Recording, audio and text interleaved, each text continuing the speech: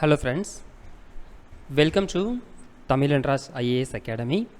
இப்போது நம்ம இந்த வீடியோவில் பார்க்க இருக்கக்கூடிய கண்டென்ட் என்னென்னா 17 ஏப்ரல் 2024 காலையில் 6 மணிக்கு உண்டான கண்டென்ட். 17 ஏப்ரல் 2024 வெனஸ்டேக்கு உண்டான கண்டென்ட். அதில் என்ன டாபிக் வந்து கவர் ஆகும் அப்படின்னு பார்த்தோன்னா, தமிழ் பாடத்திட்டத்தில் பகுதி பியில் இருக்கக்கூடிய 3வது சாப்டர் உங்களுக்கு கவர் ஆகும். சரிங்களா? பகுதி பியில் இருக்கக்கூடிய 3வது சாப்டர். அந்த பகுதி பியில் 3வது சாப்டர் என்னவா இருக்குது அப்படின்னு பார்த்தோன்னா, கம்பராமாயணம், ராவண காவியம் தொடர்பான செய்திகள், பாவகை, சிறந்த தொடர்கள் அப்படின்னு சொல்லிட்டு இருக்கும். சரிங்களா? ஸோ ஆக்சுவலாக இதுக்கு முன்னாடி நம்ம என்னென்ன முடிச்சிருக்கோம் அப்படின்னு பார்த்தோன்னா, பார்ட் சியில் ஃபஸ்ட்டு 5 சப் கேட்டகரி முடிச்சிட்டோம். தென் பார்ட் பியில் இப்போ நம்ம பார்க்க போகிறது 3வது சப் கேட்டகரி. இது எல்லாமே உங்களுக்கு சேம் ஒரே பிளேலிஸ்ட்டில் உங்களுக்கு நான் கொடுத்துருக்கேன். ஸோ உரைநடை பகுதியில் இருக்குது, பார்ட் சியில் இருக்கக்கூடியது. அதில் 5 வீடியோ உங்களுக்கு கவராக இருக்கும். செய்யுளில் வந்து 2 வீடியோ இருக்குது, ஒரே பிளேலிஸ்ட்டில் இருக்குது. இப்போ நம்ம செய்யுளில் வந்து 3வது கண்டென்ட்டாக நம்ம பார்க்க போகிறோம். சரியா? சரி, ஓகே. செய்யுளில் பார்க்க போகிறது 3வது கண்டென்ட். தலைப்பு 3, கம்பராமாயணம் மற்றும் ராவண காவியம் தொடர்பான செய்திகள். ஸோ ஃபஸ்ட்டு தலைப்பு 3ல் முதல் கேள்வி, கம்பராமாயணத்தை வடமொழியில் எழுதிய நபர் யார்? கம்பராமாயணத்தை வடமொழியில் எழுதிய நபர். ஸோ ஃபஸ்ட்டுக்கு உண்டான சரியான பதில் வால்மீகி. ஃபஸ்ட்டுக்கு உண்டான சரியான பதில் வால்மீகி அப்படின்னு சொல்லுவோம். இவர் எழுதின அந்த கண்டென்ட்டை தழுவி தான் தமிழில் கம்பர் வந்து கம்பராமாயணத்தை எழுதியிருப்பார். சரிங்களா? இது வடமொழியில் எழுதப்பட்ட ஒன்று. தமிழில் எழுதினது யார் அப்படின்னு பார்த்தோம்னா கம்பர் எழுதியிருப்பார். சரிங்களா? அதைத்தான் நம்ம வந்து கம்பராமாயணம் அப்படிங்கிறத நம்ம வந்து சொல்லிகிட்ருக்கோம். ஓகேவா? ஓகே. செகண்ட் கொஸ்டின், கம்பராமாயணத்திற்கு கம்பர் இட்ட பெயர் என்ன பெயர்? எக்ஸாமில் அடிக்கடி கேட்கக்கூடிய ஒரு கொஸ்டின் இது. ராமவதாரம், ராம அவதாரம் அப்படிங்கிறத மென்ஷன் பண்ணியிருப்பாங்க.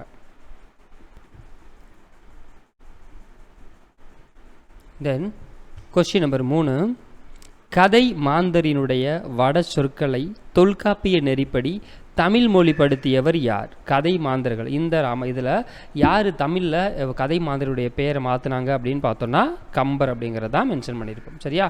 யார்? கம்பர். 4வது கேள்வி, கம்ப ராமாயணத்தினுடைய பெரும் பிரிவுக்கு என்ன பேர், உட்பிரிவுக்கு என்ன பேர்? கம்ப ராமாயணத்தினுடைய பெரும் பிரிவுக்கு காண்டம் அப்படிங்கிறத மென்ஷன் பண்ணியிருப்போம். தென் கம்ப ராமாயணத்தினுடைய உட்பிரிவுக்கு பேர் படலம் அப்படிங்கிறத மென்ஷன் பண்ணியிருப்போம். சரியா? சரி, ஓகே. இப்போ இந்த காண்டத்தில் மொத்தம் எத்தனை இருக்குது அப்படிங்கிறதே நமக்கு கேட்பாங்க. ஸோ அது என்னென்ன அப்படின்னு பார்த்தோன்னா, 1 பாலகாண்டம், நெக்ஸ்ட்டு அயோத்தியா காண்டம், நெக்ஸ்ட்டு அயோத்தியா காண்டம், தென் 3வது ஆரண்ய காண்டம், 3வது ஆரண்ய காண்டம், 4வது கிட்கிந்த காண்டம், 4வது கிட்கிந்த காண்டம், 5வது சுந்தர காண்டம், 6வது யுத்த காண்டம். சரியா? ஸோ இதுதான் நமக்கு உண்டான கண்டென்ட்டு. உட்பிரிவுகளை மொத்தம் நமக்கு என்ன உட்பிரிவுக்கு பேர் என்ன சொல்லியிருப்போம் அப்படின்னு பார்த்தோன்னா படலம் அப்படிங்கிறத மென்ஷன் பண்ணியிருப்போம்.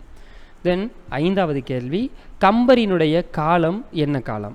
கம்பரினுடைய காலம் 12ஆம் நூற்றாண்டு.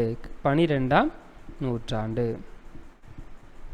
தென் கேள்வி எண் 6, இதில் கொடுத்துருக்கக்கூடிய நபர்கள் யாரை மென்ஷன் பண்ணுறாங்க அப்படிங்கிறதான் கேட்குறேன். ஸோ கொஸ்டின் நம்பர் 6ல் ஃபஸ்ட்டு வேட்டுவ தலைவன், வேட்டுவ தலைவன் அப்படி செகண்டு கல்லுகு வேந்தன், 3வது ராமனை சுக்ரீவனிடம் நட்பு கொள்ள செய்தவன் யார்?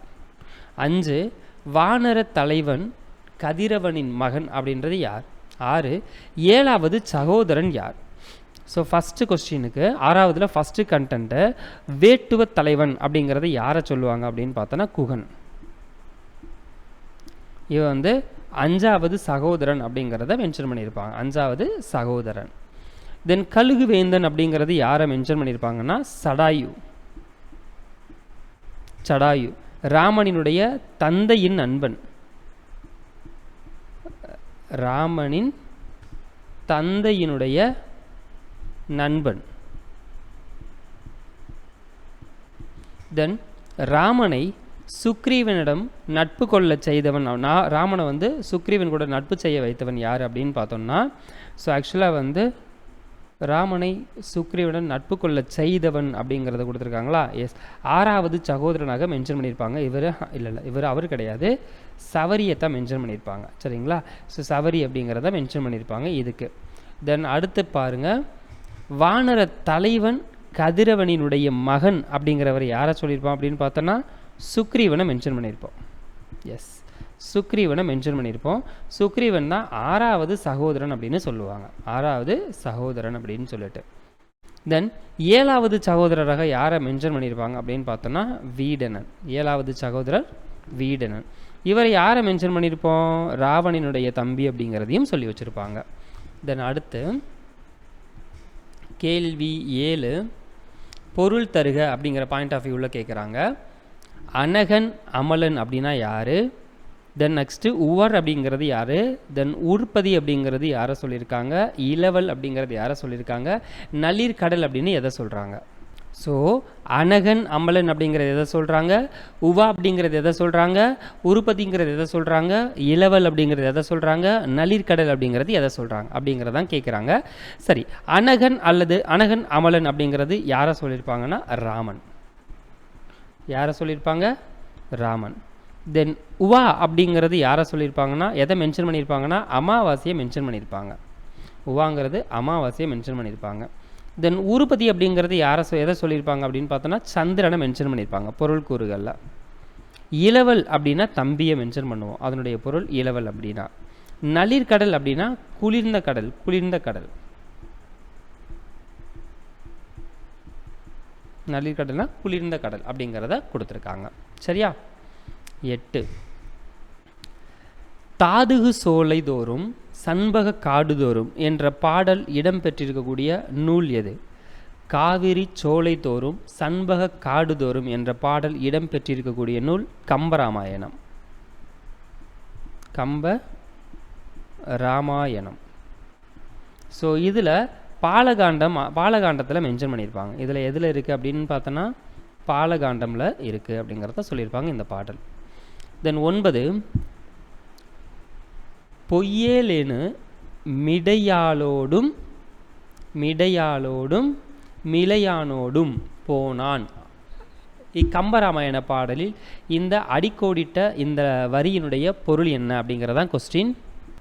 இதில் இங்கே யாழ் அப்படிங்கிறது யாரை மென்ஷன் பண்ணியிருப்பாங்க அப்படின்னு பார்த்தோன்னா நமக்கு இதோடைய கதை நாயகியை மென்ஷன் பண்ணியிருப்பாங்க. சரிங்களா? சீத்தையை மென்ஷன் பண்ணுவாங்க. மிளையான் அப்படிங்கிறது லக்குவனை மென்ஷன் பண்ணியிருப்பாங்க. ஓகேவா? ஓகே, தென் கலர் சேஞ்ச் பண்ணிக்கலாம். தென் அடுத்த கேள்வி எண் 10 மயோமர கதமோமரி கடலோமலை முகிலோ ஐயோ இவன் விடிவென்பதா ரலியாவளி குடையான் என்ற பாடல் வரியால் கம்பர் யாரை குறிப்பிடுகிறார்? ஸோ ஆக்சுவலாக ஒரு பாட்டாக படிக்கணும், நான் தனித்தனி வார்த்தையாக நான் சொல்லிகிட்ருக்கேன். சரிங்களா? சரி, இந்த பாடலில் யாரை மென்ஷன் பண்ணியிருக்காங்க அப்படின்னு பார்த்தோன்னா எஸ், ராமனை தான் இவர் மென்ஷன் பண்ணியிருக்காரு. 11 கம்பர் பிறந்த ஊர் எந்த ஊர்? கம்பர் பிறந்த ஊர் சோழ நாட்டில் திருவழுந்தூர். சோழ நாட்டினுடைய திருவழுந்தூர் அப்படிங்கிறத மென்ஷன் பண்ணியிருப்பாங்க.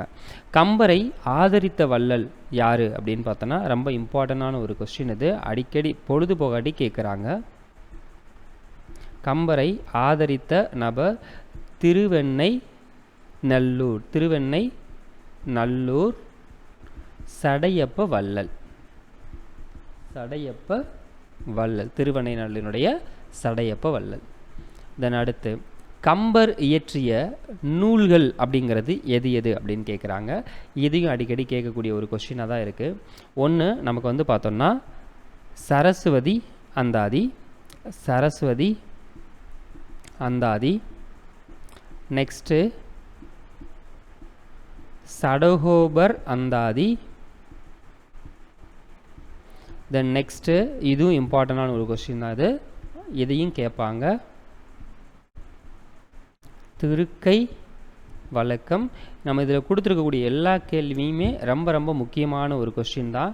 தென் அதுக்கடுத்து ஏர் எழுபது, தென் இன்னொன்று சிலை எழுபது அப்படிங்கிறத மென்ஷன் பண்ணுவாங்க. இது எல்லாமே இவர் இயற்றிய நூல்கள் தான். சரியா? சரி, அடுத்த கேள்வி ராவண காவியம் காலத்தின் விளைவு ஆராய்ச்சியினுடைய அறிகுறி, புரட்சி பொறி, உண்மையை உணர வைக்கும் உன்னத நூல் அப்படின்னு சொன்னவர் யார்? ராவண காவியம் வந்து காலத்தின் விளைவு, ஆராய்ச்சியின் அறிகுறி, புரட்சி பொறி, உண்மையை உணர வைக்கும் உன்னத நூல் அப்படின்னு யார் மென்ஷன் பண்ணியிருந்தா அப்படின்னு பார்த்தோன்னா அறிஞர் அண்ணா. யார்? அறிஞர் அண்ணா.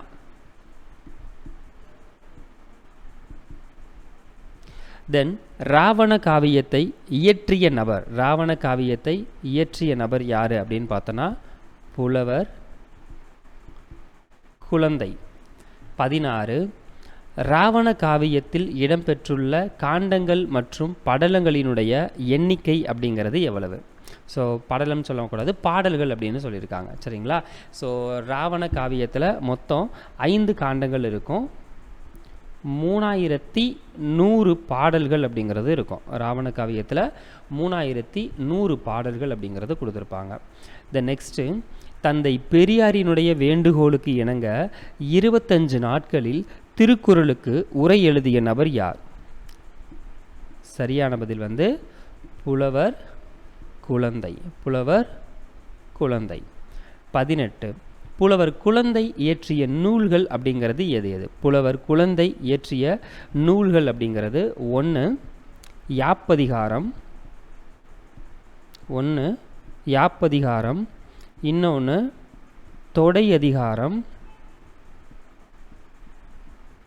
இன்னொன்று அது போக 30க்கு மேற்பட்ட மற்ற நூல்கள்னு சொல்லியிருப்பாங்க. சரியா? 19 ராமகாதைக்கு டேஸ் என்றும் அதை இயற்றிய வால்மீகிக்கு டேஸ் என்றும் பெயர். ராமகாதை அப்படின்னு எடுத்துக்கிட்டோமாக்கா அதுக்கான பேர் ஆதி காவியம். அதை இயற்றிய வால்மீகிக்கான பேர் ஆதி கவி. தென் கொஸ்டின் நம்பர் 20 கம்பரின் யாப்பு கம்பரினுடைய யாப்பு வண்ணங்கள் 96. தென் 21 கம்ப ராமாயணத்தின் 7வது காண்டமான உத்தரகாண்டத்தை இயற்றிய நபர் யார்? 7வது காண்டத்தை இயற்றிய நபர் ஒட்டக்கூத்தர். கம்பரினுடைய சமகாலத்தவர் அப்படிங்கிறதையும் மென்ஷன் பண்ணியிருப்பாங்க. கம்பரினுடைய சமகாலத்தவர் அப்படிங்கிறதும். தென் நெக்ஸ்ட்டு 22 யாம் அறிந்த புலவரிலே கம்பனை போல் வள்ளுவனை போல் யாரும் பார்த்தது இல்லை, இளங்கோவை போல என புகழ்ந்து பாடிய நபர் யார் அப்படின்னு பார்த்தோன்னா பாரதியார். இந்த நூல் வந்து நமக்கு பேஜ் நம்பர் 34 நமக்கு மென்ஷன் பண்ணியிருக்காங்க. இதில் இருக்கக்கூடிய கதை சுருக்கங்கள் ரொம்ப இம்பார்ட்டன்ட் அப்படிங்கிறத சொல்கிறாங்க. சரியா? சரி, ஓகே. இந்த இதில் நமக்கு வந்து மொத்தம் இவ்வளோ தான். இது தெரிஞ்சதுன்னா போதும். ஸோ இது போக நீங்கள் வந்து அடுத்து நெக்ஸ்ட்டாக காலையில் 6 மணிக்கு உண்டான டாபிக் என்ன அப்படின்னு பார்த்தோன்னா நெக்ஸ்ட்டு புறநானூறு, அகநானூறு, நற்றிணை, குறுந்தொகை, ஐங்குறுநூறு தான். சரிங்களா? ஸோ அதாவது 18 ஏப்ரல் 2024 அன்னைக்கு வியாழக்கிழமை தமிழ் பாடத்திட்டத்தில் பகுதி பியில் இருக்கக்கூடிய 4வது சாப்டர் உங்களுக்கு கவர் ஆகும். 4வது சாப்டரில் என்ன இருக்குது அப்படின்னு பார்த்தோன்னா உங்களுக்கு இந்த கண்டென்ட் தான். புறநானூறு, அகநானூறு, அதாவது 8 தொகை மற்றும் 10 பாட்டு நூல்கள் இருக்கக்கூடிய மொத்த கண்டென்ட் எல்லாமே உங்களுக்கு கவர் ஆகும். ஸோ அதை நீங்கள் படிச்சிருந்தீங்க அப்படின்னா நீங்கள் அடுத்த கண்டென்ட்டுக்கு ரிவிஷன் பண்ணுறதுக்கு ரொம்ப பயனுள்ளதாக இருக்கும். சரியா? சரி, ஓகே. ஃபர்தர் வேறு ஏதாவது டவுட்ஸ் இருந்துச்சுன்னா வீடியோக்கு கீழே கமெண்ட் செக்ஷனில் கமெண்ட் பண்ணுங்கள். நெக்ஸ்ட் இருக்கக்கூடிய இந்த வீடியோ சீரிஸ் எல்லாமே கரெக்டாக ஃபாலோ பண்ணுங்கள். இந்த வாரத்தில் உங்களுக்கு இந்த 5மே உங்களுக்கு நான் கொடுத்துருப்பேன். இந்த 5வது கண்டென்ட் வீடியோ நான் வந்து கொடுக்கும்போது நெக்ஸ்ட்டு நீங்கள் என்ன படிக்கணும் அப்படிங்கிற டீட்டெயிலை உங்களுக்கு நான் வந்து ஷேர் பண்ணுவேன். சரியா? சரி, ஓகே. ஃபர்தர் டீட்டெயில்ஸ் ஏதாவது டவுட்ஸ் ஏதாவது இருந்துச்சுன்னா வீடியோ கீழே கமெண்ட் செக்ஷனில் கமெண்ட் பண்ணுங்கள். வீடியோ ரெடி பண்ணும்போது சின்ன சின்ன தடங்கள் இருந்துச்சு, அதனால தான் உங்களுக்கு வாய்ஸஸ்மே கொஞ்சம் மிஸ்மேட்ச் ஆகிருக்கும்னு நினைக்கிறேன். சரிங்களா? கொஞ்சம் மன்னிச்சுக்கோங்க. வீடியோவில் ஏதாவது சொல்லும்போதோ இல்லை ஏதாவது அன்வான்டாக ஏதாவது சவுண்ட் ஏதாவது வந்துருந்துச்சு அப்படின்னால கொஞ்சம் மன்னிச்சுக்கோங்க. So thank you to all.